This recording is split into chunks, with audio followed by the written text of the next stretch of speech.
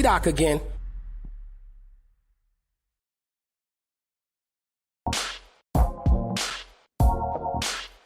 Yes, y'all. Yes, indeed. Indeed, it is. I don't know what I'm talking about. As usual, once again, it's C-Doc again.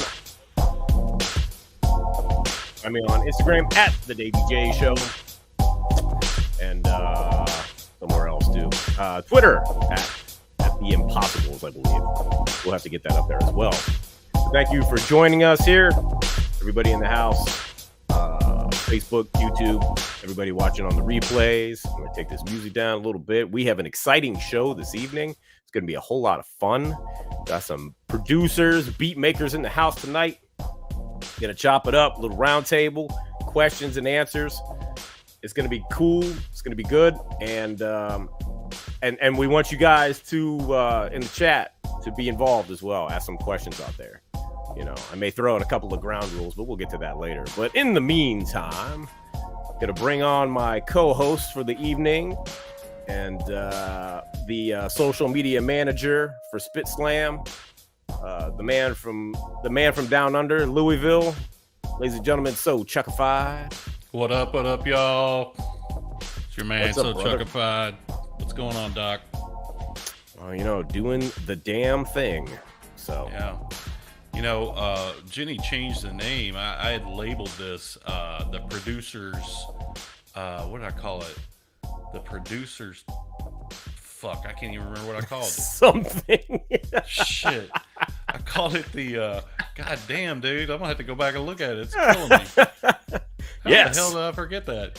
Yes. Anyway, she said the round table. I said it was the producers board. You know, because I did a little wordplay. Right. Nice. I'm such a cunning linguist. You are. Indeed, Yeah. you are, sir. Indeed, you are. Yeah. Well, I was going to introduce Jenny, but she's not ready yet. So, Speaking of... bring her on shortly. Yeah. You sound like you're a little under the weather. You doing all right? I am a little under the weather. Yes, sir. Yes, You got sir. that vid? Yes, You got sir. that COVID? No, not the vid. Sinus infection, courtesy of my 5-year-old Rocco. Rocco gave it to Mara. Mara gave it to me. Yeah. Rocco now Rocco has an ear infection. Lucky bugger, because he's on the antibiotics. I'm just you know, yeah. I'm just suffering through. But Ultramag in the house. Dre Mays, back. Nick, what's up, guys? So, there she is. Our lady from the heyday of K-Day, taking it out to the west side. Jennifer Jenny. Hello. What's this? You got a different view going on tonight, Jen. Did you move stuff around? I moved. I mean, I Did you see. get your haircut? Huh? Did you get your haircut? Oh, God, I wish. No. Bald-headed hoes. Who's that from? That's the Rap-A-Lot Maestro Willie D. That's right. Damn straight. That's a classic. Yes. Love me some Willie D. Yeah, man. It was mind blowing the first time that I heard that. So yeah, we got some great guests tonight, and it's gonna be interesting. You know, we're gonna talk the craft. Yeah. Hey, Dre. You know, talk the craft. This hip hop stuff. If we only knew a producer, though, What is happening? that could talk to these guys. I know, right? Yeah. Like, where's M-Rock when you need him? He's working. Yeah, probably. Sorry, Probably. Yeah, we love you, M-Rock. That's right. Shout out to M-Rock. Right. But I'm representing the legends tonight as usual. Got 45 King. Shout out 45 King. Squad. Bomb Squad dropping big beats. So, Yeah. yep. That Had to represent. What was I gonna say? I don't know. I can't think tonight for some reason. You know why? Because I don't have our sponsor. I'll bring our sponsor right back. Jenny, entertain C-Doc. I'll be right back with my sponsor. Okay. We have another sponsor. We have a and Jen just leaves. Oh, thanks, Jen. And well, it's a good time to mention our other sponsor, our main sponsor. As always, every episode is brought to you by the Spit Slam Record Label Group. The Spit Slam Record Label Group, a Chuck D situation. Catch us on your favorite streaming platform, on Bandcamp, or visit our official web store at spitslamrecords.com. All releases are available digitally or on CD, with select titles available on vinyl and cassette. The Spit Slam Record Label Group. Throwback to the future sound. Yeah. Yeah, you told Jen to entertain, and then she left immediately. Yeah. So Dude, who's our other sponsor tonight? So Chuckified. Sponsor tonight is going to be High Noon, the vodka and soda drink, mango edition. Nice. You drink a couple of these on an empty stomach, you get fucked up. Nice. All right. There it is. High Noon, y'all. What other flavors do they have? It's grapefruit, lemon, cherry. I don't think they have grape. Nobody does grape. Like if I go down the street to the chicken joint, yeah, this is why I go. They have grape Kool-Aid. Oh, see? They know how to do it. Right. That's what's up. I lost my mind when he was like, what do you want? You want lemonade, iced tea, or grape Kool-Aid? I was like, shit, grape Kool-Aid, dude. Like, you gotta ask. Oh, Come my on. God, dude. It's so good. So Come good. on now. Shout out to Daddy Rich's in Louisville. There you go. There's our third sponsor of the night. That's not right. a sponsor at all. Yeah. That's right. Yep. All right. Well, let's start bringing in and talking to some of our guests tonight. Hell to the yeah. You know, why not? Because I see the first guy I asked to come through is Spit Slam Zone. Well, I can't call him Spit Slam Zone because the dude is always working and always coming out with dope stuff. So he's got an album coming forth on Spit Slam, and he's got another one that he just dropped not too long ago, and we'll chop it up with him. So, ladies and gentlemen, in the house tonight, Krohme. Peace, peace. Bro, Hey, what's up, bro? What's up? C-Doc, Chuck, Jenny. Jenny decided to come back. You know, I got shit going on, man. It's all good. It's all good. You act like you manage Stetsasonic or something. Right? Yeah. Stetsasonic, Yagfu friend. I don't know. It's always them guys. Always. Them guys. Yeah. So, Krohme, how you doing, bro? I'm good. Thank you for having me on. I appreciate it. Nah, man, thanks for being here. It'll be good to catch up. We haven't talked to you in a minute, so. We know how much you love interviews, so we were like, I was gonna say, and I heard Right. you don't like doing interviews, so It's true. Last time was the Christmas episode. Yeah. Yeah. Yep. the Spit So, Slamaganza, they call it. I thought you came on. No, you've been on since then. No, that was the last time. Yeah. Yeah. Really? Yeah, that was the last time. Yeah. When we get his album out, hopefully next year. Hopefully. Yeah, we'll have a Krohme episode. Yeah. Yeah. Hopefully next year. I'm fingers are crossed. Yeah. So We're halfway there. okay, that's good. Yeah. Halfway's good. Okay. Also in the house tonight is so we got two other producers with us, and both of them I know their work through working with our man Odad, the Daddy-O, the professor. And the first of which we're gonna bring on is Mello Dope. Mello It was Dope, good. what's up? Mellow Dope. What's going on? What's going on? What's up? Glad to be here. It's Glad to been have you, long. sir. Glad you can make it. Yeah. Should be an interesting convo. And and then also in the house tonight we have Goldfingaz. What's Goldfingaz, up? How you what's up? doing? How everybody doing? What's up, going bro? on? Man, nothing much, man. Thanks for having me on. Thank you for being here. No doubt. We have one other guest who was here and then he disappeared. Was here and then he left. Yeah, so hopefully he comes back. So we'll get to that. Oh, Yeah. Ultra Mag. Hi. Jen's gonna say hi to all her friends. So Goldfingaz looks like he's laying down 48 tracks as we speak. Right. Something like that. Maybe he is. always working, right? Always working. All right. I'm gonna put a couple. Anybody that has questions in the chat, please put the questions there. And we'll take them as we can. I do want to throw this out there though. Please don't ask anything about, real hip hop is dead, because I can attest all these guys that are guests on the show are making real hip hop. So please don't bring up, oh, is real hip hop dead? Please don't bring that up. And there's a definite difference between pop music and rap music, and sometimes the two can mix, but that's not what we're talking about tonight. We're talking about the underground stuff, the throwback stuff, whatever you want to call it. But it's the music that these guys make that we love, and we like to talk about. So I'm just gonna put those little things out there. So Appreciate those disclaimers. The disclaimer, yeah. There's always somebody who's like, "Don't you guys miss real hip hop?" It's like, come on, man, what are we doing here? Right. Well, and what have these two been working on, if not Daddy-O? Exactly, right? Exactly. Yeah, that's right. That's right. That's about as real hip hop as you get. Yep. So that's right.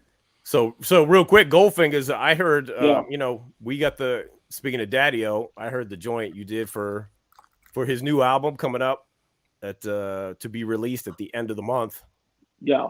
Yeah. How was it working with the ODAD? I'm telling you, man, it was a dream come true for real, because when Stetsasonic came out, probably was around about was it 85 85 or 86 when I heard Sally, and I was like, just the tunes from that, I mean, it blew me away. But then I had, got in contact with them and having the chance to work with them, man, that's like a legend. You know what I'm saying? It don't get no better than that.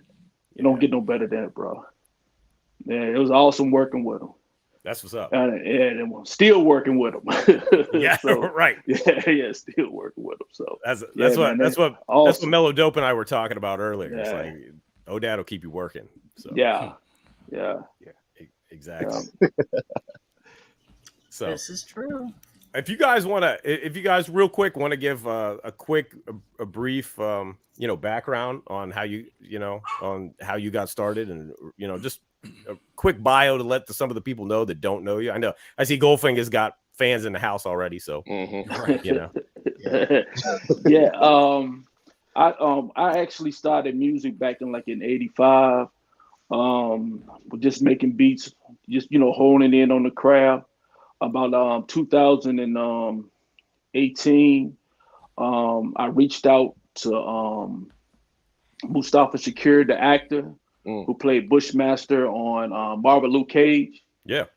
He's an actor, and he's a rapper also. But let's see here. I reached out to him through Instagram, and I sent him some beats. He loved the beats. Next thing you know, I'm in North Carolina working with him and Nat One and Jamla.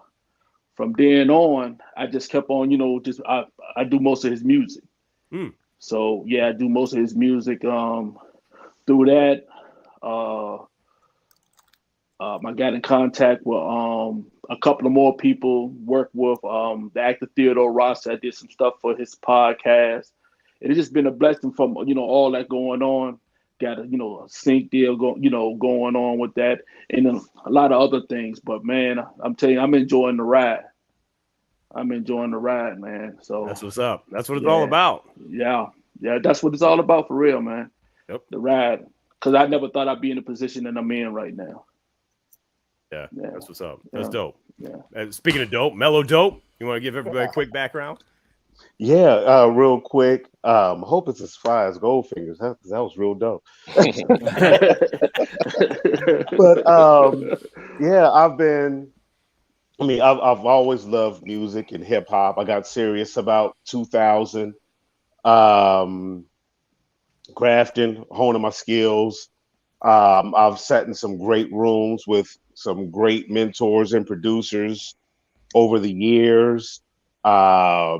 With Tricky Stewart, Jazzy Faye, The Dream, songwriters that are also actually a songwriting buddy of mine, Darren, got me hooked up with Daddy O.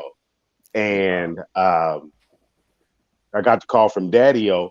Thing is, we haven't really spoken in person, but it's like from that first conversation, we were on the same page. It's like we had known each other for years, and that was about 2018, and we've been rocking since then. So that's been real dope. Yeah, that's what's up. Excellent. Krohme? I'll try to keep it as brief as possible. you got a catalog. Yeah. So I started in '97. I started producing. It was really local.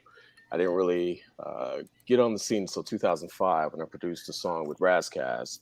Actually around that time, I started working with MF Grimm, who would also be my manager at that time, on his triple CD, American Hunger. Produced that. Also started producing for Hellraiser, his album. It just rolled into everyone. Ill Bill. It's a long list.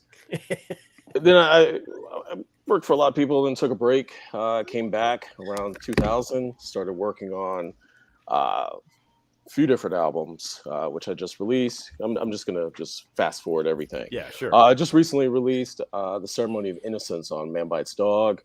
That one has, who's all on that album? Chino XL,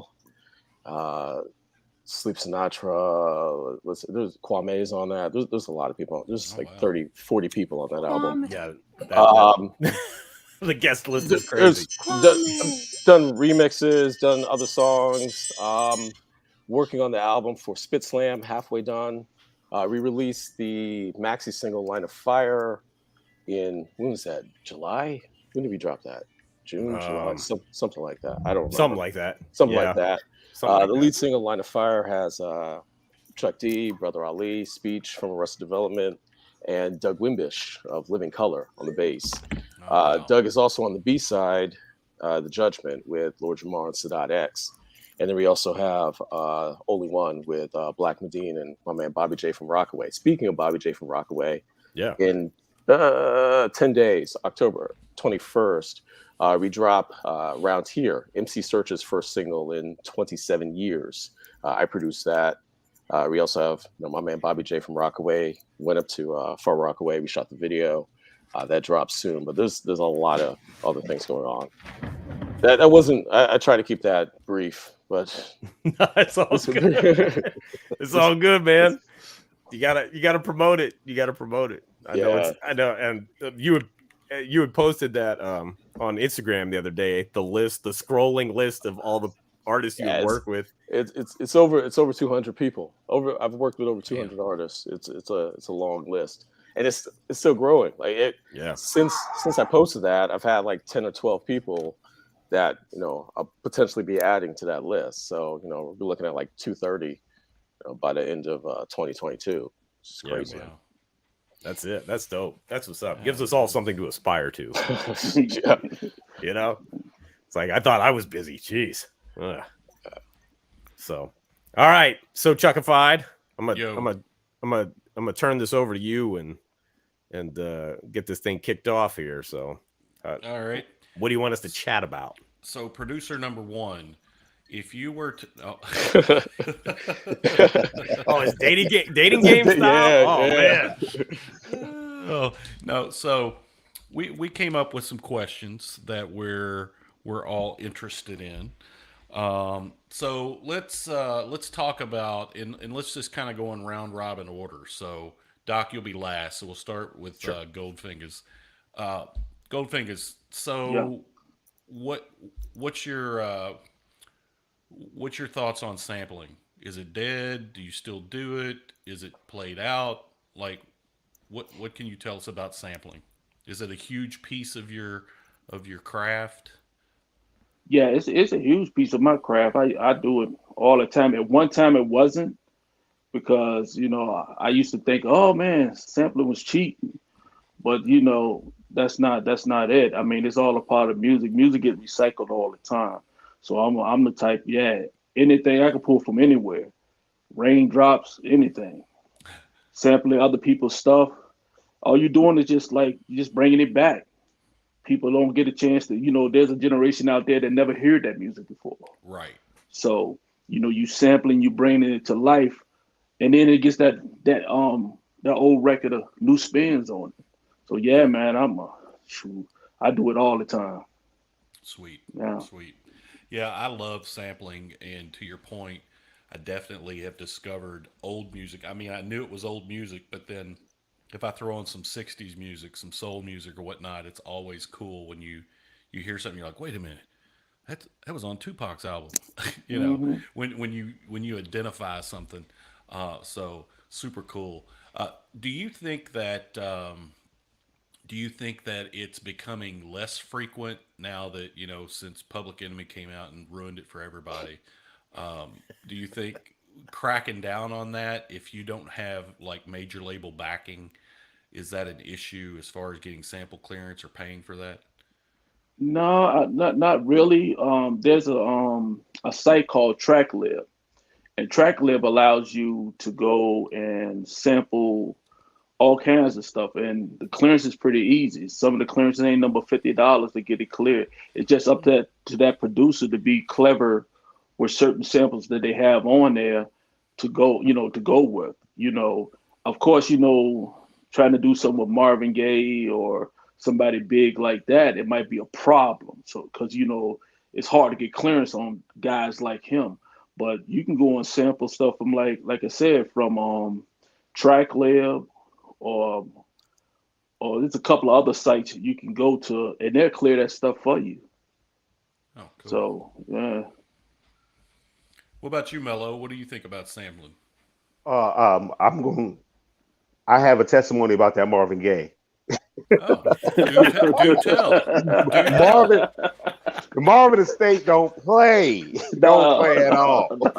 no. If you take Marvin Gaye breathing on the track, they Mhm. coming for you. They will lock you down.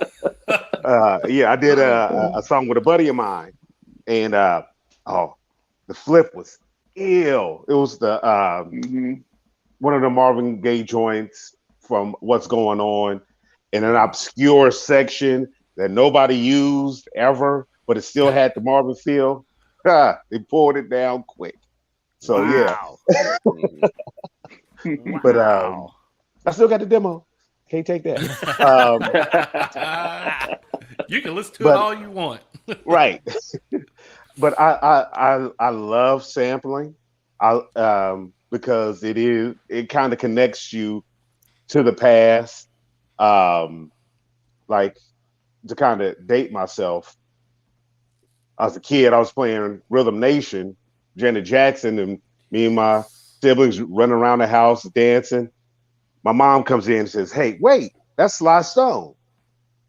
And we're like, Oh yeah. What's in the Sly Stone? Thank you for letting me be myself again. And the break comes, and we're just like, you know. And it was that's the thing about sampling from the creative side. It brings people together, Hmm. generations together.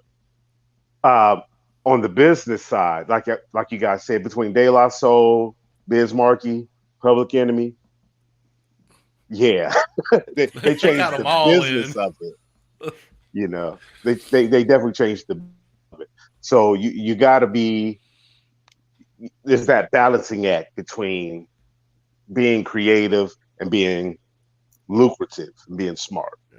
Hmm. But I'll Yeah. sample anytime, any chance you give Sweet. What about you, Chrome? I sample all the time. I've sampled for decades.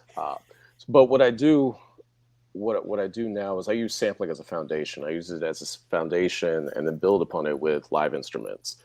So what I'll often do is I'll bring in a break, I'll chop up a break and keep it in there, and I might keep in some maybe some ambient sounds from that I'm sampling from Don't Tell Anyone, but Miles Davis, for example. I use that as the foundation, and I'm sure Search did, and he would probably tell all of us about it. If I send him a text now or give him a call, he'd probably tell us all about that. He gave The him the gas lawsuits. face. So what I'll do is I'll use that as the foundation, and I'll bring in, you know, a bassist, I'll bring in a guitarist, I'll bring in a keyboard player, I'll bring in a trumpeter, someone who plays saxophone, etc. And we'll build on that. But I still, at a core, use sampling as the foundation. Sometimes I'll pull out the samples and I'll have, you know, someone come in and just replay the break. But usually when I start, whether it's, you know, in hip hop production or if I move out to other genres, I still use sampling as the essentially the base for what I start with the productions. Cool. Doc? Krohme, real quick, Krohme, I've noticed you've been doing it more lately. Is this a recent development in what you've been trying to do? I think it's just that I've been able to reach out more to other musicians, and I'm in a position now where I've kind of gained a level in this industry where I can reach out to, you know, Aaron, you know, Peanut from 311 and have him play on the joint with Cool Kim, Daddy O, and Chill Rob G. You know, so you're bringing in. I've said this many times. People often ask me, you know, can you play guitar? Can you play a keyboard? I can, but I would rather reach out to the actual professionals. Yeah. So I'm not just kind of limping along playing something okay when I could have someone who could play it, you know, as good as it gets. So that's what I do. You know, I'll have an idea, or I'll let them explore the space and, you know, do what they do best. So when I reach out to, you know, legends like Doug Wimbish, you do what you do best. I'm not going to step in. I'm not going to give you any direction. I'm going to let you come in and you know, do what you've done for many, many years. Right. So, but lately the transition has been more to bringing live instruments into the production. The Blackistan remix that we just dropped, I think that was last month. That was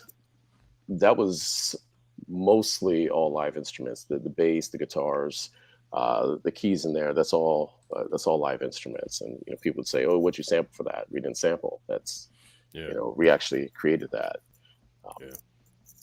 Yeah, no, that's what's up. I because I know from talking to you, you were like, "Oh, I'm gonna get so and so to play on this." I was like, "Oh, okay," and I, you know, so I was wondering if that was just something that was recently creatively taking you, you know, a new direction, because I've done it in the past, and then other times I'm just like, I'm just gonna sample everything right now, and I'm kind of doing it again, not to the level that you are, but yeah. So I was curious. That's why.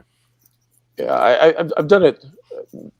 I really did it, you know, started it back in 2007, 2008 with some of the work I was doing. I reached out initially to Christian from Fear Factory, formerly of Fear Factory. He's not with Fear Factory anymore. But that kind of set the stage for bringing that into the work. And I don't do it as much as I'd like to, just because it takes up a lot of time. Yeah. And I can be impatient. Right. But I try to do it as much as possible. Yeah. No, that's dope. That's what's up.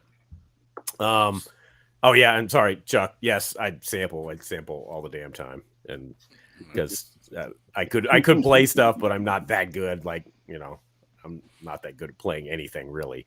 So I can program the hell out of a bass line, but you know, but I've loved sampling. I grew up on sampling, like everybody else said. It was a great way to retroactively discover music, and just, you know, there's nothing quite like finding a break, a piece of something, and then turning that into the main driving force of a composition.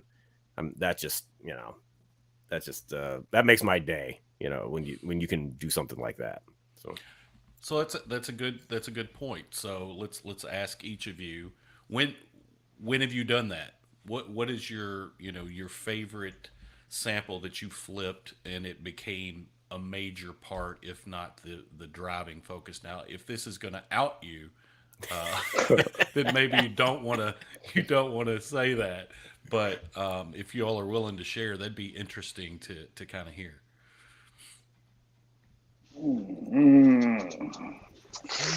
Ooh. Well, Wow, crickets. Tough question. Man, that's a tough question for me. All right. Well, Yeah. why don't I'll y'all? go with one of my Okay. favorites. Okay. The song, who sings it? Is it Midnight Star? Midnight Star, Play Another Slow Jam.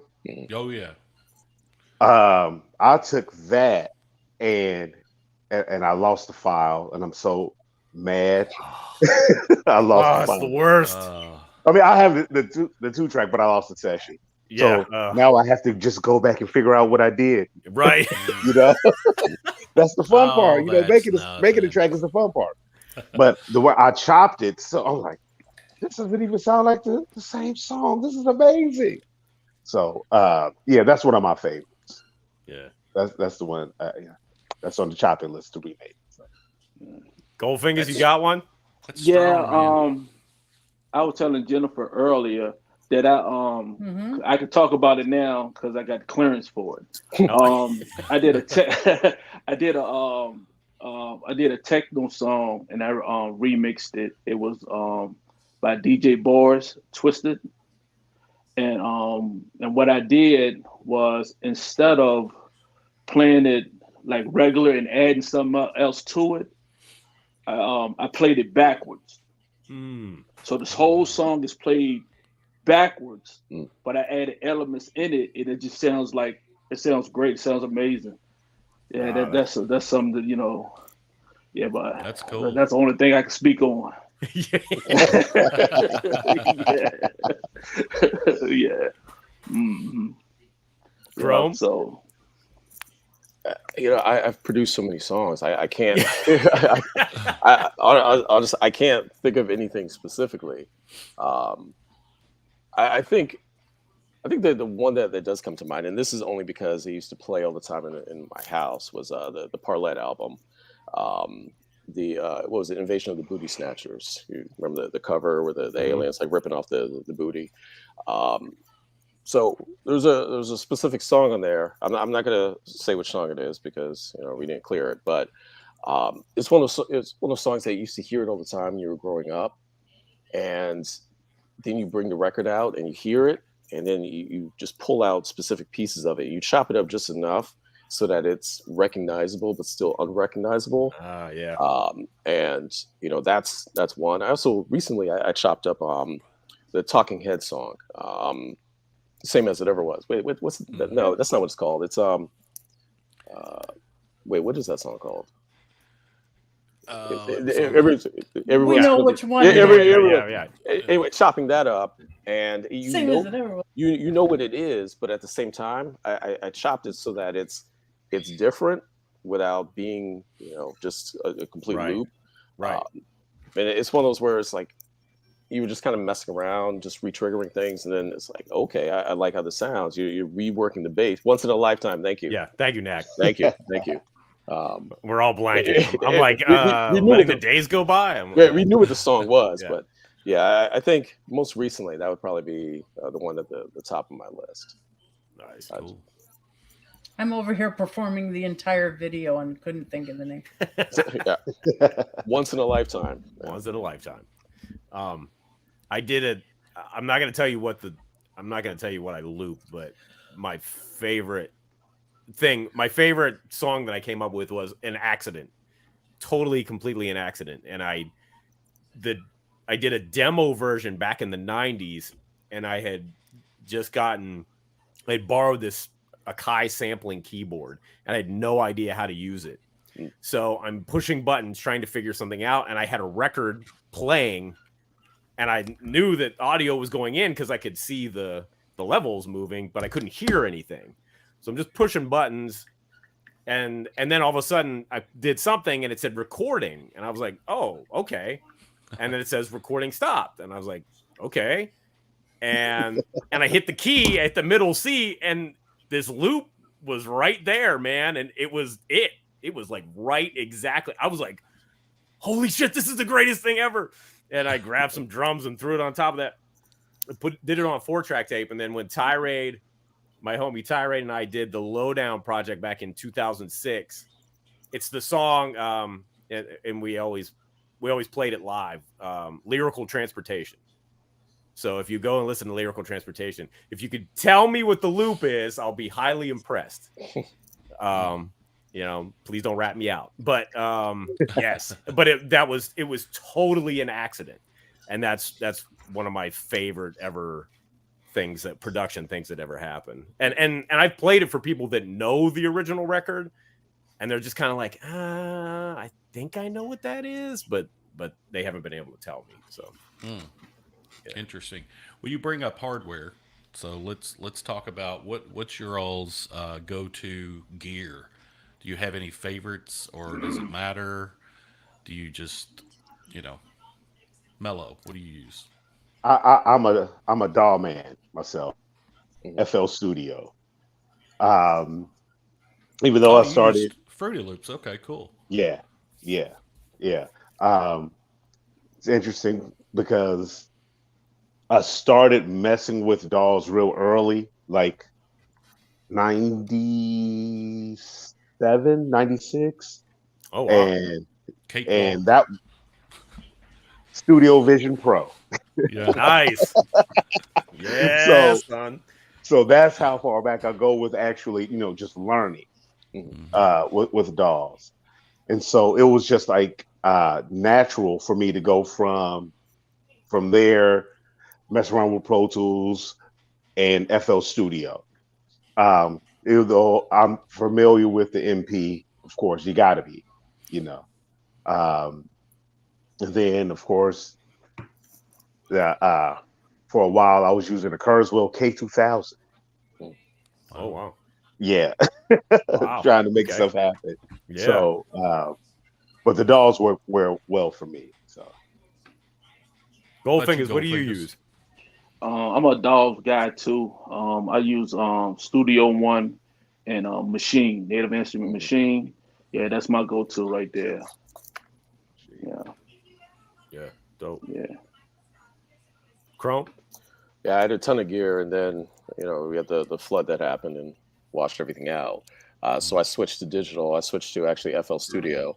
What's funny is I was actually using it when it was Fruity Loops. I was using it in '97, and when I lost everything, it was on an old computer. So I started back up in 2012, 2013 using Fruity Loops '97 to start making beats again. So I would take my turntables, feed it in, chop up the samples. Actually, not in that. I had to chop it up in Cool Edit '96. So I had like all this old software on this old computer, and I was like, well, it works, so I'll just keep going with it. I've upgraded since. Actually, I still use Cool Edit '96 to chop. So do I. Because it's all I needed is just to chop up my waves and feed it. So I just use I use that as the foundation. Then I have keyboards, and then I have the musicians and everything play on top of it. But at its base, it's FL Studio that I use. That's cool. That cool edit, that's the secret weapon. Yeah, man. Yeah, that's the secret weapon right there. we just gave it for away. those who's listening, if you can Cool find Edit Pro, if you can find it, that's the secret weapon. Yeah. I still use '96, man. It still pops up. It still pops up telling me that I need to register after like 22 years. Are you going to register software? I have the because I think you can find it online. You can go find the crack code or whatever for it. Something stupid. I forget who is registered to, some goofy name, but yeah. We can get you all a copy of that for $500 tonight. Everybody in the chat, just put your credit card information in. We'll we'll give Jenny you the gets that cash over app. to you. Yeah. There you go. I upgraded. I did get because they had newer versions of Cool Edit. I forget what it was bought out, but Adobe Edition, I think. I think it's Audition. Yeah. So wow, really? I tried like the later Cool Edits, and I tried the Adobe product, and like it didn't work for me. I only needed to. I just need to chop the wave. That's it. I don't need. I need to chop it, hit a loop, and then run it out. And I don't need all of these other things. I don't need to filter it in there. I'll take care of that out. Yep. Right. So just keep it simple. That's great. Oh God, I'm so relieved I'm not the only person still using it. That's what's up. I'm gonna be mad when Windows stops supporting it though. But oh yeah, dude. It already throws up warning like this software is old as hell, and it's like I don't care, just run that shit. Yeah. I've been Kool-Aid at 95 with his electrical tape on his headphones, like man, scrappy. Gotta do it. Whatever works. Whatever works. I've been using Reason for a long time too, since 2003. A buddy of mine gave me a copy of Reason, said, "Hey, you might like this. Try it out." And I did. I just loved it. And so I think they're on 12 now, I think is what it is. So yeah, I've been using Reason for a long time. I really dig it. And again, that's another piece of software where they've just added so much stuff to it that I don't know half of it and what it does. So, but I just use it for what I need it to do, and it's good for that. It's working so far. So, how often do you all buy vinyl? How much time you spend crate digging a week? I wish I had time to crate dig. Nah, I don't. It's so therapeutic. I used to, but yeah. So, how do you get your music then? Well, with me, like I said, I go on like to if it's something like rare, I'll go to YouTube and rip it, or I'll go to I mainly go to TrackLib. You know what I'm saying? Because I don't want no beat. Pull that up. I don't want no problems as far as when I put the music out. Yeah. And then somebody coming back and saying, "Oh, you can't use that," and that's kind of embarrassing. You know what I'm saying? So yeah, I mean, if it's real early, like in the 30s or something, because I do that, I'll go and get some Polish stuff from the 1930s or something like that, and it's so far out that it's not going to be a problem. But usually, if I'm just trying to find stuff, I go straight on to TrackLib. That's my go-to. That site. That's a dope site. They've got like subscription plans and whatnot. That's pretty cool. And it's not it's cheap. It sounds a little bit like Damage. You recognize that? Oh no? yeah, it's from Sesame Street. Yeah, you recognize that? No, Damage from Yagfu hit me with something because I'm a big fan of their album Action Packed Adventure, and he's like, "Oh yeah, he's like, you know what that is, right?" And I was like, "No, what is it?" And then he told me, and I was like, "Holy shit, you're right, that's what it is."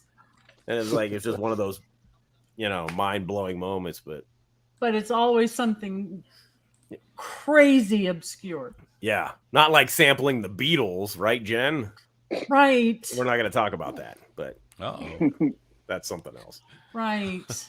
Yeah, but anyway, but yes. We're gonna go so with Mello, you go crate digging whenever possible. I haven't gone crate digging like I've wanted to in years. I do like Goldfingaz. I do the digital crate digging. Yeah, But when I did go, like I said, it's kind of therapeutic because you get to physically go and look at the credits and see who's on there, and that leads to other artists and all that. So it was fun when I did it, but I just don't have the time to do it like I used to. It's really bad on the allergies too. I wear a mask. Yeah, I do. Dust as hell, man. You guys you're so precious. Krohme, do you buy wax? I do. So I don't dig like I used to because I have 4 kids and I'm old. Yeah. But what I have hundreds, if not thousands, down in the basement, and I'll pull those out. Of kids or records? Both. Oh shit! Both. Damn. This is a regular Nick Cannon. There's a whole factory down there. Records. I've got 100 I'll, kids in the basement. There was just no, there was no the best break answer of in the night, that. by the way. Yeah, records. There's records down there that I'll go through and I'll pull. But sometimes, if I'm in the car driving, I'll listen to Spotify. I'll go through some, obscure playlists and, listen to, I don't know, like a Brazilian band from 1968. And if I hear something that I really like, what I'll do is I'll go and try to track down the vinyl. If I can't find it through Discogs, I might look on eBay. If I can find it, then I'll just cop it there and bring it in, just pull it from that. But I don't do a lot of digital sampling just because I like the warmth of the vinyl. If there's pops in it, if there's scratches, you'll still hear it in my production. It is what it is. But yeah, I definitely don't dig as much as I used to, but I do listen to a lot of music, and I listen. I'm constantly listening, finding new things. So I'll hear something, 7 minutes and 56 seconds in, and I'll say, I want that part. And then I'll look and see if I have the record. If I don't, then I'll go buy it. Yeah. Cool. Yeah. I don't CM think Lugo was asking, isn't TrackLib Eric Sermon's website? I don't know if Eric, I think he No. no, I think he just promotes it or uses it or Yeah, whatever. I think he promotes it. I think when it first came out, he was like basically, doing most of the promoting on it and whatnot. But I don't know if he owns it or not. I don't think so. I had the first time I heard of TrackLib, Tom Silverman was talking about it. So he may be involved from Tommy Boy. Mm-hmm. Yes. Right. Because I think it's like for $50 or $100, they'll clear just about anything. Yeah, Mm-hmm. whatever they have. It's Tom Silverman. Yeah. It was. I think it was. He was part of that. The guys that started it. So I think he got it from Jerry Heller. I think so. It's Tom Silverman and somebody else, and I can't think of who it is. Yeah. Switch gears here. Who is your in your all's mind top hip hop producer, or who's your favorite? Here we go. A guy from Sweden owns TrackLib. There you go. Of course, and Spotify. Fuck that. Yeah. All right. Wow. I think for me, my favorite was Dr. Dre. Mm-hmm. Yeah, that's my number one. Yeah. Wow. Dr. Dre. Yeah. Mello Dope, you gonna hit us with somebody obscure? No, I'm not. Okay. I'm not, because Dre was very influential in me, making beats. And then with the soulful hip hop, it's like No ID and Just Blaze are like right there. Those are like my faves. You throw on some Just Blaze drums, I'm like, oh, this is the best thing ever. And I'm chasing them drums. So yeah, those are, as far as like hip hop, those three right there. Nice. Well, if you're saying more than one now, Right. I got to throw in Knots from VA. Oh, VA. Knots. Oh my God. Yeah. Yeah, But Knots him and Drake, his bass lines are crazy. I love Knots. Insane. Yeah. Man. Always got to show love for my people from VA. Yeah, no doubt. Krohme, who you got? I got 1 and 1.5. So 1 for me is always going to be Bomb Squad. Just the textures, the layers in the production, like it's ridiculous. I bring that in. I still do that now. Not obviously to that extent, but it's textures that I bring in. I bring in layers of texture. So if you listen to like Line of Fire, for example, there's 18 tracks in that, in addition to the instruments, but there's things that are coming in right ear, left ear. These are different tracks that are coming in. I sampled something from Don't Tell Anyone, Cannonball Adderley, for example. I'll pull like 15 different things, and you're bringing them in different pieces, just because I love having that texture come in. Yeah. And 1.5 would be Rick Rubin. I've always been a fan of Rick Rubin, but specifically because I work in a lot of different genres. It's what he did when he transitioned from hip hop into into country, when working with Johnny Cash or working with Dixie Chicks or working with Red Hot Chili Peppers, or going back to working with Jay-Z. Just the diversity and the work that he was doing, and it was a seamless transition. It's incredible. It's incredible the work that he's been able to do, and it's nothing changed about him. He's still he can still come in and still drop some 808s and throw in a Led Zeppelin sample and give it to you. But it's just the diversity of Rick Rubin's production that is he's right there for me. Yeah, that's a good call. Yo, man, when he did 99 Problems for Jay-Z, That's crazy. Came back out of nowhere. Out of nowhere. Like, oh my goodness, it's Rick Rubin. Wow. It's like hearing LL all over again. Right. Yeah, this is the real Rick Rubin, right? Right. God damn. Do you see this? Do you see this list? Sean Harris said DJ Premier, Knots, Ninth Wonder, Just Blaze, Battle Cat. Battle Cat. Sean Harris. Jay Dilla and Bink. Yeah. That's an incredible list right there. I mean, we could keep going, but we're just we can keep going. There's a lot. I mean, we could. You got Doc, RZA, Muggs. Yeah. Who you got, Doc? Well, the guys on my shirt. It was the squad that got me started. Prince Paul. Mad underrated. Prince Paul just started sampling records that nobody was thinking about sampling. 45 King. 45 King. There's a reason I didn't say Timbo in the hip hop. Well, tell us, because I saw it in chat. The reason I didn't put Timbo on my list because I put him more in the R&B interesting side of things for me. Yeah. Because I love his unconventional take on R&B. He just made everybody just tilt their head a little bit. Yeah.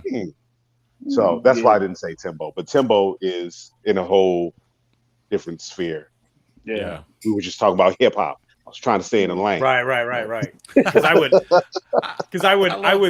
would also say the Neptunes for R&B, because I like their hip hop stuff, but not as much as I like their R&B stuff. Right. Oh, really?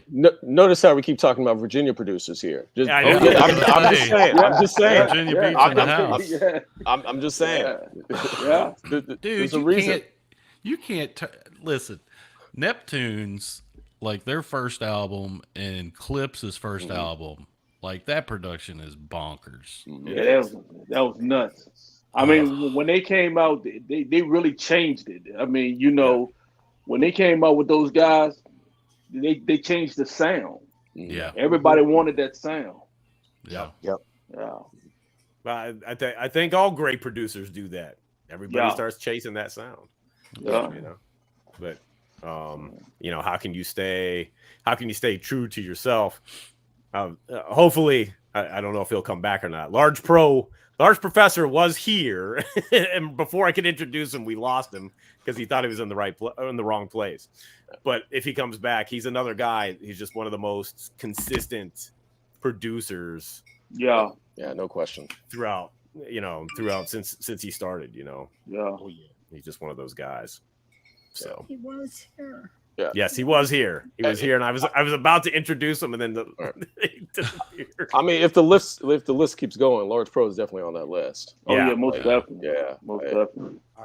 And somebody from back in the day, Mantronic. Oh, yes, my God. Mantronic. Mantronic changed the sound. He changed the sound too. He brought in them 808s. Yep. Yeah. Yep. I mean, I think he was like the first one I ever heard, use the 808s. Yeah. And Mantronics. Had to when be I him. was coming up. Yeah, it had to be him, man, or Dr. Dre with Original Concept. Yeah. It's right around the same time. Yeah, right about the same time. Yeah. But yeah, man. Can we just stop with the West Coast people? Sir Jinx. Sir Jinx, DJ Pooh. Just Yeah. stop. Just Quick. Quick. Quick. Quick. Oh, Quick. yeah, dude. No. Yeah. Fucking quick. That's right. Hey, The Press and Yes. Pearl King. You know, Yes, sir. come on. DJ Quick is like so different, you know? Yeah, like yeah. he just has such a different sound, and it's Yep. so dope. Like you listen to some things, you're like, God damn, like where did he come up with that? Mhm. Yep. Yeah. Just doesn't sound like anything else. You can put Shock G in there too. Oh yeah. Oh, yeah. Not to Thank you. mention Yeah. Mr. Yeah. Greg Thank you. Jacobs. Shock G. Yeah. Shock G. Dre is saying, Genius. don't forget Marley Morrow. Oh yeah. Oh, yeah, of course, Marley Marley Marl. Marl. Yeah. Of course. Yep. Of course. Damn, Marley. we One need of to the play a goats. drinking game. Everybody One of the says goats. one, and then when you can't say one, you're out. Yeah. You see, with for me again, Shock G was a creative inspiration for me Oh yeah. Mm-hmm. because who else was doing two different people in the same group? Right. You know, Yeah. Right. and pulling it off and confusing people. Yeah. Not, about you that. know what? Not that, and may I say it, not even two, but he was also the piano man, Mhm. and he was also I think he had a DJ name too that I can't remember. Was it Can't remember was Goldfingaz? It might have been Goldfingers. Yeah. Might have been. 'Cause I'm going through the lyrics and do what you like. Yeah, right. That's right. Yeah. That's what I'm saying. Yeah, it might be Goldfingers. Yeah. Oh, that's awesome. Mm. So, Dude, Shock yeah. G is so talented, Yeah. man. Like Shock just G, on man. instruments and all that. Like just so Mhm. talented. So, What was I gonna ask you all? Shit. I don't know, but somebody had a question way back here. Rise from Spit. What was your question? oh yeah, Nick had a question. Have y'all sent instrumental tracks out to lyricists via email or collaborating, and when the vocalist returned the track with vocals, the main track quality is degraded? all the time? Yeah. I just Yeah, don't use it. Yeah, you don't. I mean, you just you pull the vocal stems, and I mean, Yeah. then you start building up your own track. And, Mm-hmm. I mean, like they could send it back, and it's like an MP, an MP3 that's like 64 bits or whatever. Yeah. It doesn't. That doesn't matter. I mean, what matters is the actual quality of the vocal stems that they've recorded. Yeah. If those are clean enough, then we'll take it. I mean, if that's garbage, then you gotta go back and redo that. Real quick, our resident Knackhorst is our resident digital underground expert. I think Goldfinger is Jeremy J.Z. Jackson. Okay, thank you for clarification, Knack. But appreciate that. Yes. Yeah. Knackhorst, the original freak of the industry. Yeah. And yes, K Spence, shout out to Blowfly. Blowfly made crazy ass records. Yeah, he Hell did that. Yes. Hell yes. As in the ABCs. Yeah. Yeah. Blowfly. Yeah, my favorite use of that was Peanut Butter Wolf did a DJ thing where he spelled his name with Blowfly's ABCs. That shit is so dope. Oh wow. Yeah. Yeah. That shit is dope. So what's your all's go-to breakbeat? Dude, I love doing this shit, like, because I know it's like choosing your favorite kid. I already have mine. All right, what is it, Mello? President. Oh yes. That's how can that not be the favorite? Impeach the president. That's a good one. It goes great with everything. It does. It really does. We'll put it in a country song. I think. Yep. Don't give them any I think ideas. for mine, it's James Brown, Funky Drummer. Funky Drummer. Yeah. Funky Drummer. Yep. Mhm. Yeah. I wonder if it's still the most used. Because I know it went out of fashion for a while, but it's come back. Right. Yeah. The trick to Chop that, it up so much. sometimes you got to chop it and slow it down. I do it. I play it backwards and everything. Oh yeah. Yeah. I thought I take it and I may take that snare chop that snare up out of it, turn it backwards. And then as it turning backwards, I'll flip it, just right back in. It just depends on what, the song is calling for. Yeah. Yeah. We're going to start playing Goldfingaz stuff backwards. He's probably got all kinds of messaging back there and everything else. It does, man. It does. I mean, That's what's up. Yep. It does, man. I do it, man, because sometimes the beat playing, boom boom bap or whatever, but sometimes you want to change it up. You know what I'm saying? You want to change it up. I don't do it all the time. It's whenever it calls for it. Yeah. You know what I'm saying? I'll do something wacky just to play tricks with the band a little bit. Just to break it up a little bit. Yep. Yeah, especially if that sample is repetitive. Yeah. Sometimes the artist I want to keep it right here. I want to keep it right here. So I just try to change up a little something in the drums about doing it something like zoop zoop and then going back into it. Yeah. Yeah. Yep. Yeah. I think I played one of yours backwards and it said, "Paul is dead. Paul is dead." I'm gonna find one to put a message in there. Yes. Yeah, you're gonna do it now. In there. Yeah. Yeah. Just give me ideas. There you go.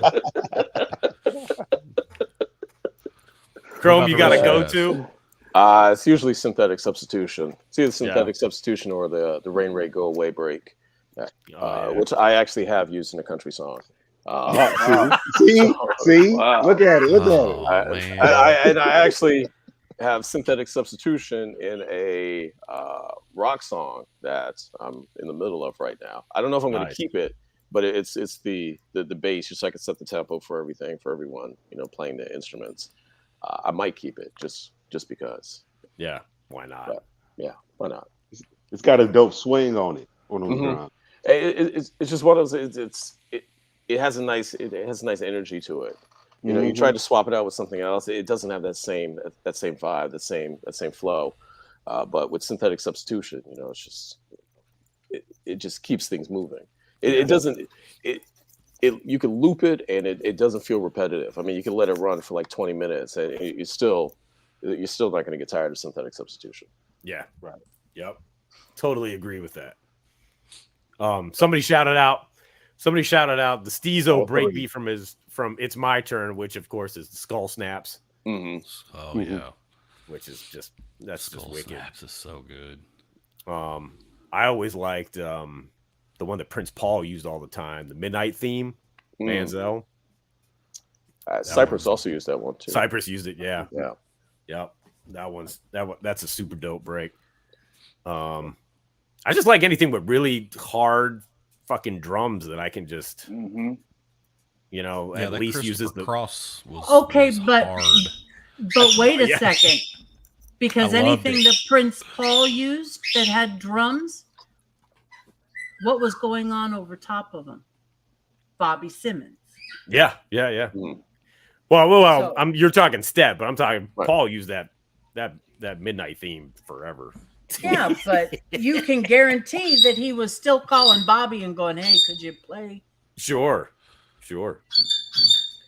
Yep. I want to ask Mello before I forget, because you brought this up earlier.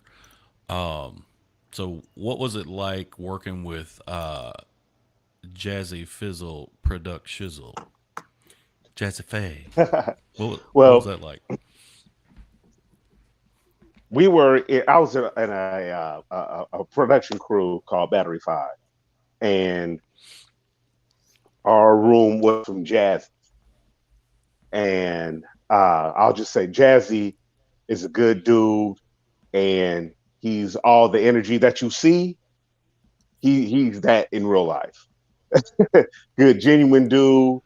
Always showed us love when we were out and about, but he's authentic in what you see. And being able to sit in the room and watch him work was real cool. And just get his process, how he just approaches laying the beats and getting everybody in and making it happen. And he's filling the room with the energy of the song. So whatever you feel in the song, that's what's happening in the room while he's making That's it. dope. So that's real That's dope. cool. Yeah, that's dope. So Krohme, you said something about, you did some country and some rock. hmm Do you all, clearly Krohme doesn't, does anyone else, dabble outside of hip hop or R&B or anything like that? Yeah, I dabble with R&B, techno, because I don't consider myself just a hip hop producer. I do it. I mean, I do it all. Whenever somebody like, yo, can you do this for me? If I can't, I'm gonna try it. And like 8 times out of 10, I usually get it. But yeah, I like rock and roll. I got like tracks with like rock and roll and everything, But mostly with me, I say would be R&B that I dabble more than any other genre. Yeah, definitely R&B, pop, gospel. C Doc and I were talking about everybody wants house music right now. Hmm. Yep. So doing some house music, some club music.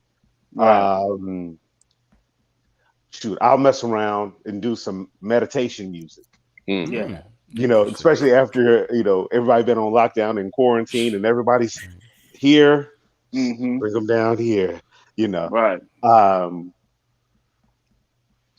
really, to encompass everything that I feel that I do. I just call it soul music. I got some Hmm. country songs for real Mhm. in the vault. Just sitting. So it's it's really just soul music that I do. If I feel it in my soul, it makes you move. That's what I'm gonna do that. Right. Yeah, that's what's up. Cool. Now, you guys have day jobs or y'all do this full time?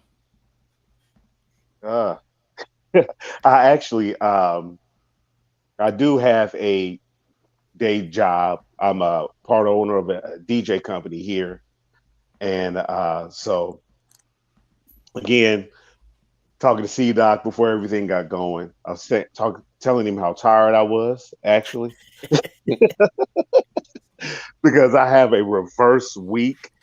So I do all my stuff on the weekends, and then during the week, I'll take my meetings and I'll do the data thing, and I'll create and do all that stuff, and then back to the weekends. I'm back in the streets. Yeah. Yeah. Same for me. I do a part time job, and then the music and whatnot. Yeah. Um, Yeah, man, I hate working. And I don't even make music. Like, day jobs keep us from doing the things we really love. So shout out to you guys for grinding, because I know that shit is time consuming, and good on you for sticking with it. You know, because when I get I'm off this fully, show, I'm gonna go lay on the couch and watch TV. I mean, I ain't gonna create shit. I might create a pizza. That's about it. well. I'm fortunate because in my adult life, I want to say 95% of my adult life, I've been able to make money through music, through That's entertainment or awesome. record promotions or something dealing with entertainment. So I'm blessed that way. So it's not I go to work, but Hmm. it's rare that I'm working because I'm just doing what I need to do as a creative person. Yeah. That's cool. Yep. That's it. That's what it's all about. I lucked out. Yeah. Give yourself some credit, bro. It's all Yeah, good. You know? Yeah, give yourself some credit. Jenny, what questions do you have? While is that? You asked them all, Oh. Oh, dude. What the hell? do you need to give your pup? Okay, good. He is breathing. He's he's, he's Yeah, laying over. my He- co-host is yeah. What's his name? Peanut. Peanut. Okay. Hmm. Yeah. I love Good old peanut. Good old Peanut for sure. Exactly, old Peanut. We're all That's old on why. here. That's why you guys keep all talking about how old you are, and I don't want to date myself, and I'm older than all of you. Yeah. You were talking about running around to Rhythm Nation, and I was there when she shot the video because we were at the radio station already. So Wow. yeah, talk about dating yourself. I just did. Talking about dating Orange Juice Jones. I mean, come on. Dating yourself. Okay, bye. Oh, come on. Don't go looking in that closet. Yeah, you know. Listen, you all probably don't know this. So You've Jenny, been warned. I know. So Jenny worked at K-Day. She knows everybody. Like Yep. she's like instrumental in getting most of our guests. And she knows Orange Juice Jones, and I always gave her shit about it. And wouldn't you know, he just pops into one of our shows one night as like a surprise. It was so dope, dude. Like, Oh, I thought it was going to make him shut up. oh, Little no. did I know. So phenomenal. Here's a great question. Here's a great question. If you ever had these times, what kept y'all going in production and music when you had times you wanted to quit? Oh, the times I wanted to quit, I quit. There you go. All righty then. There you go. And 2 days later, I was back at it again. They said they keep calling you, man. They keep calling you. Yeah, it's like Pookie and New Jack. You said, man, I'm done with this. I'm done with it. I'm not gonna do nothing no more. A week later, you come back with some fire. Yep. And then you just needed to chill out to take a break. You know. Yeah. I just needed to go live life for a minute and just come back to it. Yeah. And once again, going back to the pandemic, you know, I really realized that this was therapy for me. Creating, you know, more than anything, more than I'm gonna get this, you know, I'm gonna send this to such and such, and I hope such and such gets it. Before all of that, it's therapy. You know, it helps me release. And if somebody likes it, that's even better. You know. So one more story. There's a song I did with a couple buddies of mine, and independent record. We throw it out there, and we forget about it for years.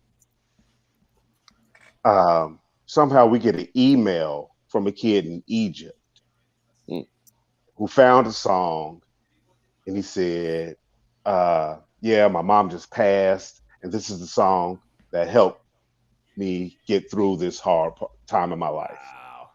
Wow. And it was like, that's dope. Crazy. It's like, I don't need platinum records, nothing on the wall. They'll be nice. I'll take them if you got them.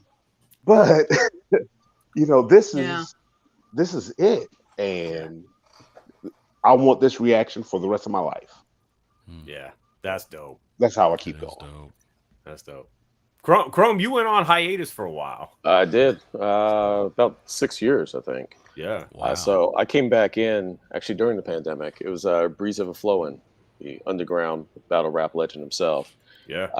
Hit me up, and you know, I had sent him beats, you know, here and there. I was still making, you know, beats here and there, but I wasn't really into it. He hit me up. He said, you know, I have 10 of these of yours. You know, what do you think? You know, should we put something out? I said, yeah, you know, why not? We're not going anywhere. You know, I go to a grocery store, I can't even get toilet paper. So, you know, let's make something. So I started making, you know, remade that EP. Actually, it's an album, Old Man Spring. And then it just kind of snowballed from there. You know, once I kind of came back in, then everyone started hitting me back up. And at this point, it is therapeutic. What I do is I really try to effectively balance my time, so I'm not fully immersed in music, because I am a father, I am a husband, I am, you know, I have, you know, all these other responsibilities. And what was effectively burning me out before I stepped away was I was just, you just get so sucked into to all the drama that comes along with the music industry and the stress that comes with, trying to create and, forcing yourself to make music when it's not coming naturally. You just feel like you have to make it because this is what you do. And I was burning myself out. I wasn't feeling the music I was making. I wasn't feeling the industry at all. So I stepped away. And came back essentially older with a renewed sense of purpose and how I manage my time and how I handle myself in the industry. Because now it's more about me giving back. If anyone follows me on social media, you'll see that I do a lot of work with charity. I do a lot of, thank you, Jenny. I do a lot of work with, artists who are, up and coming, producers, musicians, to really help them get to, that next level. Just because, I've been there, I've done all of this. What's the point of me hoarding this information when I can share it with, all these other people? And then when you have people who say, you changed my life, you saved my life by, just doing this, just doing that, that's what makes it all worth it. Yeah, That's most cool. definitely. Most definitely. Here's a good question, and thanks for sharing that, Mello and Krohme. We really appreciate that. So, how are you guys using social media, digital platforms? Are you in like all in, or are you kind of like tangentially like, it's a necessary evil? How are you all using it? Well, I use Instagram a lot because that's how I really make my connections because I can't be everywhere. So a lot of guys that I get in contact with is through Instagram.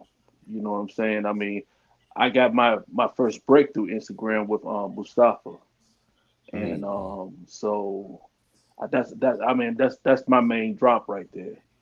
You know what I'm saying? I don't really use TikTok or I use Facebook a little. You know what I'm saying? But Instagram is I really do use that a lot. I'm getting my my TikTok game up. you Good know, luck with I, that. I That's still I hard. like Instagram, but Mhm. I'm getting my TikTok game up.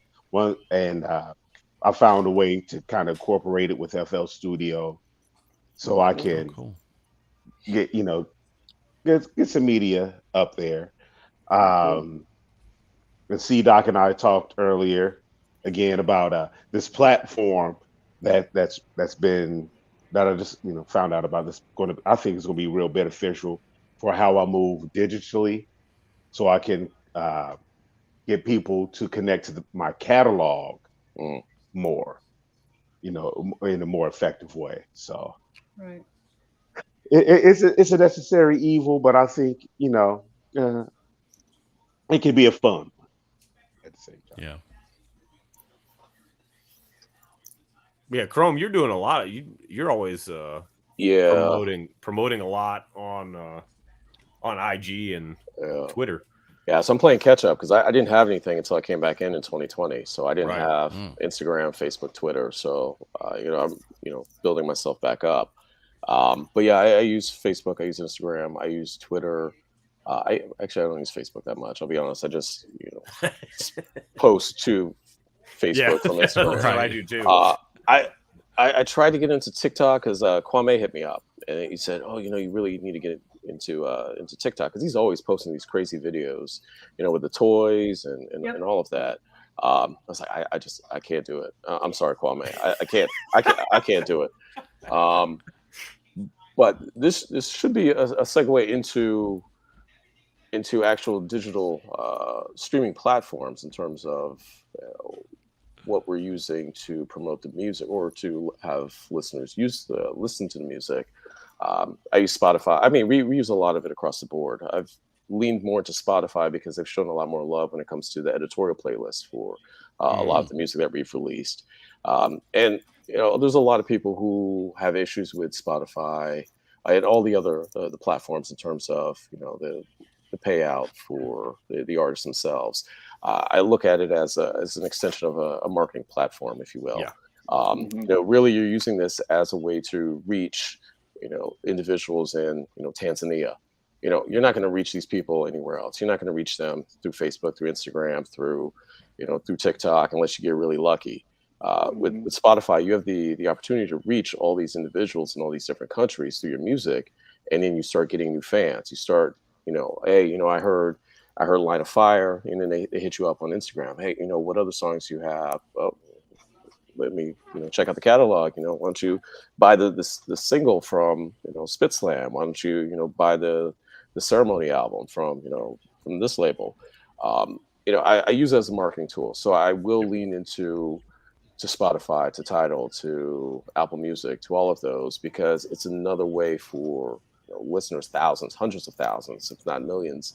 Actually, it is millions. I think there's 300 million on Spotify, to hear your music.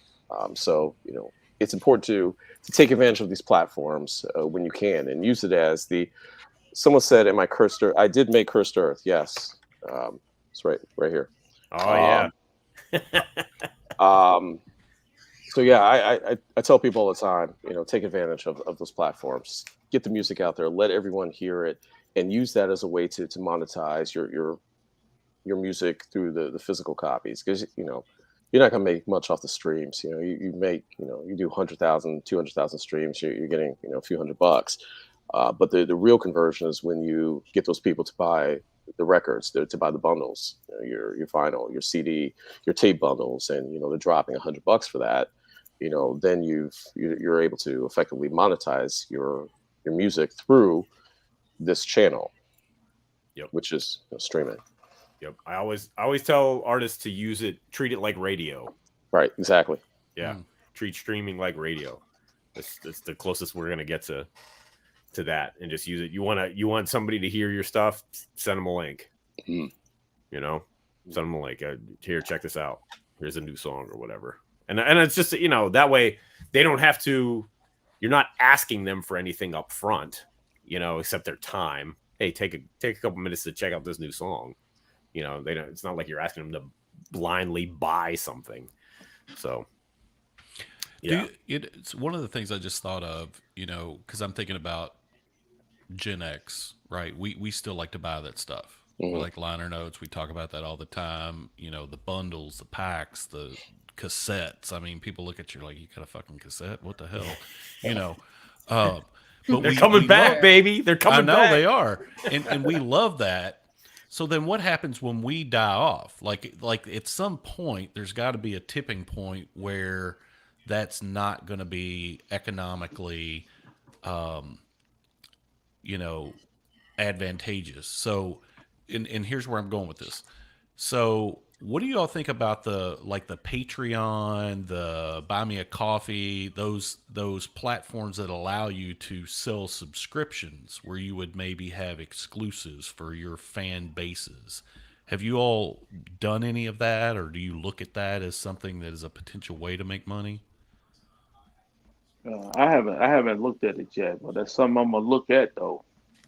But I've seen other people do like little subscriptions and whatnot, like $5 here, 99 cents here, for to get something extra. But I haven't looked into it, but I think I will though, because that's just another way of getting some kind of revenue. So yeah, that's something I'm gonna look into, but I haven't looked into it yet, but I will. Yeah, and like Goldfingaz said, revenue is always good. The industry is always changing, technology is always changing, platforms always changing. So there's more than one way to kill a cat. I don't know if we can say that in 2020. But,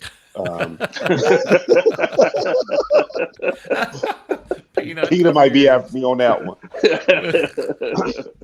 But yeah, we multiple streams of income. That's a better way to say it. Yeah. I'm definitely looking into that too. Go for it. Yeah.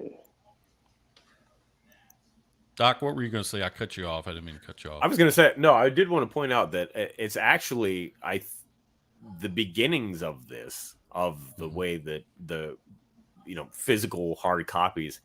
It is this current generation, these younger kids that have kind of fueled that. Really? Because just because they want something tangible, whether or not they actually listen to it or not. But I have heard about, bands selling cassettes at merch tables, and kids don't even have tape players, but they want to support, or they feel inclined, or they want to buy something just to have it, and so they buy it. So if we do our job right, not to say that we want to raise another generation of consumers, but if we do our job right, and you can teach the next generation of supporting art and supporting artists, I think, whether it's through those things, whether it's through a Patreon, whether it's buying a cup of coffee, whether it's buying a cassette, something like that. I think that's the important part of it. Right. That's cool, because I didn't know that. I didn't realize that the younger cats were pushing that. So that gives me hope. That's definitely where the vinyl resurgence came in from. Yes. It was definitely the millennials. We could say that because we're all Gen X here. Right. Yeah. But I think it was Most of us. Some of us are boomers. I swear to God, I can't. I just No, he was talking about Peanut. Peanut. Yeah, Peanut. Peanut's the youngest one in the room. Yeah. But sorry, Krohme, go ahead. Yeah, it was definitely the resurgence with the millennials. I think it was maybe Taylor Swift's first album, whenever that dropped, and I think that dropped on vinyl. And I think that started the trend. Kick-started it, yeah. Yeah, I could be wrong, but I think that's when I started to see that pop up. And then obviously we got, if you were doing vinyl production last year, I think the end of 2020, 2021, Adele's album killed everything. Yeah. So, I mean, no one could get any vinyl produced. I mean, we had delays 12, 18 months because they were printing up like 1 million copies of Adele's album on vinyl, and it's a crazy amount. And it's all just sitting in Walmarts in piles. Exactly. But there is definitely a resurgence. I've seen that specifically with vinyl. There are a lot of people, particularly overseas, who are acquiring vinyl. So when you see a lot of the sales come in, a lot of that is overseas. A lot of collectors from over there. Japan is still big on compact discs. They're still big on CDs. Right. So can't really count anything out. No. At this point, maybe 8-track. I don't even know how to press the 8-track. So there's a place. There's a place in Texas. There's a place in Texas that do 8-tracks. All right. Shit you not. We're gonna have to do a one-off of Line of Fire. Let's put on an 8-track. Yep. Chuck and I have been talking about it, man, because he went and they also sell refurbished 8-track players. Is that you, Jennifer? What? What's that noise? I don't know what it is. I guess maybe. I don't know what it is. She hears it all the time. I have 19 windows open, and I have no idea where the music's coming from. But anyway, this place in Texas, they refurbished 8-tracks, players and the tapes, and they put out 8-track tapes. They did what was it? St. Vincent, her last album. They did a limited run of 8-tracks, which I missed out on. I would have caught one of those. Do you know who it was? It was Daddy-O saying he caught the Beatles pun. God damn, he's on simulcast over there. You're being listened to. He caught That's it. what's up. Shout out, Odell. And you're in big trouble now. I'm just a warning. That's all. Just throwing that out there, Oded. I had nothing to say. I did not. I did not involve. The song is dope, but we're gonna get in trouble. That's all I'm gonna say. That's all I'm gonna say. But anyway, yep. So Yes. Somebody else had a question and they said, what, CM? What? Somebody had a question and said, what's the one song you wish would just go away? I don't know because I don't listen to it. Yeah. Man, I listen to shit I like. right. But every so often, you'll hear. I don't know. I can say I can't think of a current song I wish would go away, but there have been times I wish songs would go away. And I could catch flack for this. I don't care. But Good. Return of the Mac, Mm. I'll never hear that song again. Yeah. I love that song. I don't know. I still like it. I do too. I love that I'm song. not a fan. I'm not a fan, Mello. No, I love that song. It's annoying. I'm sorry. Now at parties, I will play it and I'll jam to it like it just came out. But no. That's okay. So there's a question. As a DJ, what song is it? Return of the Mac. What song do you have to play that you like? Oh, aside from Return of the Mac, is there any others that you have to play? Celebration, Cool in the Game. Oh, no! Now you're blaspheming on this mother. No, you don't understand. No, I totally agree with that. I could go the rest of my life without ever hearing Celebration again. Yeah. No. I understand. Doing the gigs I do, shout out to Atlanta Fever Entertainment. Doing the gigs that I do, there were times where I would have so many events to where I would go to sleep at night and do an event. And at that event, I'd have to play Celebration Cool. Oh, that's the worst. So that's how deep this thing goes. Yeah. It's painful.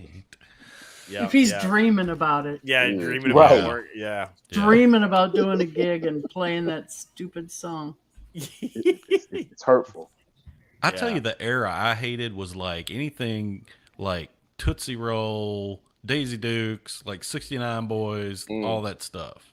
Like, I heard it one time, I was like, that's it. I can't. And I did too at first. Okay. Until I saw 12 Gauge in concert. Okay. And he did the song Dookie Booty. I'm like, this is the stupidest song in the world. I went to go see him perform. I'm like, oh, I'm 18 years old. Oh, I understand now. I get it. It's not. Gotcha. I get the vision. Kind of like anything by Two Life Crew.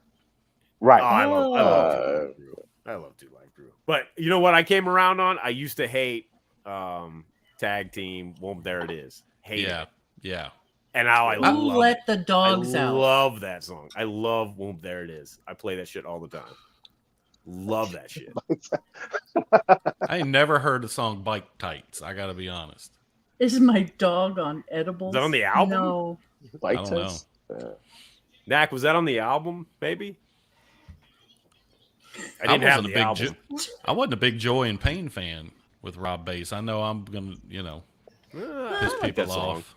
I like that song. It was the Frankie Beverly Mays thing that kind of gotta go away. Yeah. Yeah. CM wants to know if my dog is on edibles. It should be. He should be. Yeah. It looks like it. I mean, if He's you live just in Cali, senile. everybody should be on them. Oh, He's that was on. just old Okay, and so senile. that was on their comeback album after the Rob Bass solo album didn't sell. Yeah, okay. I don't remember that. I don't remember. I don't think I heard it. Yeah, I didn't either. Yeah. So interesting. I've noticed that Goldfingaz isn't coming strong with anything he says that he didn't want to listen to ever again. You know, I just love music, so I haven't ran across too much stuff that I don't like. You know what I'm saying? I guess each song that I hear has a purpose at some time, at some point. You know what I'm saying? So you know, I don't. Man, I'm pretty cool with everything. You know what I'm saying? Yeah. Yeah, I just love music. Somebody shout out Coolio. R.I.P. Coolio. R.I.P. Coolio. Makes No doubt. sense. I know. I'm sorry, Jen. That was Jen's homie. So, but Krohme, what do you want to go away? I mean, if I had to think about, there was what was it, 2000? There was a song, because this is when I was just ending college. Len, "Steal My Sunshine." Everyone kept playing it over and over again. I hate that song. I'll be honest. I hate that song. Yeah, if I don't hear that song ever again, I'll be a happy man. But people would play it like on loop. You just hear it 50 times a day. Like, yeah. Yep. there was I worked at a Blockbuster Video, and in the mid '90s, and they had every month the store would get 2 videotapes that we had to play on a loop in the store. So, and it had trailers and clips, and they would have music videos, and damn near anything that was on any of those Blockbuster tapes, I don't ever want to fucking hear again in my life. Whether it's the Wallflowers or No Doubt, like Don't Speak. I don't ever want to hear Don't Speak ever again, because I've heard it so many times. Like, yeah, that shit would kill me. Going in, but by the time you get towards the end of the month and you've heard that shit like 8 hours a day, right? Worked American Eagle about that late high school, yeah, and they would have the cassettes, and Redbone, Come and Get Your Love. Yeah. Redbone at American Eagle. That doesn't fit. Right. Let me go in here and get some skinny, low-rise jeans listening to Redbone. 4 non-blondes. Yeah, there you go. I still like 4 non-blondes, but the Cardigans. The Cardigans. Yeah, jeez, man. Yeah, all that shit makes me want to cry. Not in a good way. Right. Right. I'm not getting choked out or anything. Yeah, not in a good way. All right, well, I guess that's about it. Thank you guys for coming through tonight. Thank you. And Goldfingaz, Mello Dope, Krohme, real quick, anything you guys want to pimp while you got the audience's attention? Yeah, shout out to my crew, Suicide Squad, Beast by Boogie, Hef D, Hook Hogan, and Blackwood. We're coming with some stuff this 2023, man. So y'all be on the lookout for the Suicide Squad. That's what's up. Did you say Hook Hogan? Is that his name? Yeah, Hook Hogan. Yeah, that's Hook a Hogan. dope name, Right? Yeah, that's nice. That's a dope name. Everybody was like, "What?" Oh, yeah, that's Hook Hogan. Wow. Yeah. Kudos to Hook Hogan. You got that one. Yeah, go look him up. Will do. He got he an MC and a producer. Dope. I'm a fan already just because of his name. Just his name. Yeah. Mello Dope. I want to shout out myself. Thank you, B. That's good. I love that, dude. Shout out Mello Dope. My dude Aaron Jones, Colin Gibson, Coco Jones. They got some stuff coming down the pipeline. I know Coco Jones has a single that I did, so check her out. I am Coco Jones. Follow me on Instagram, the official Mello Dope, TikTok, the official Mello Dope, and Daddy O. Thank you for the good look. Daddy O. No doubt. Shout out to the Odad for putting the word Shout out. out. Yep. Darren, thank you for the connect with Daddy O. Yeah. There you go. All right. Krohme, I know you got tons of stuff. I mean, I have 78 songs in the queue right now. I'll try to get the Spit Slam album out in 2023. Yeah, man. So that's gonna be the next big one for me. We got some pretty big features lined up on that one. It's gonna be crazy.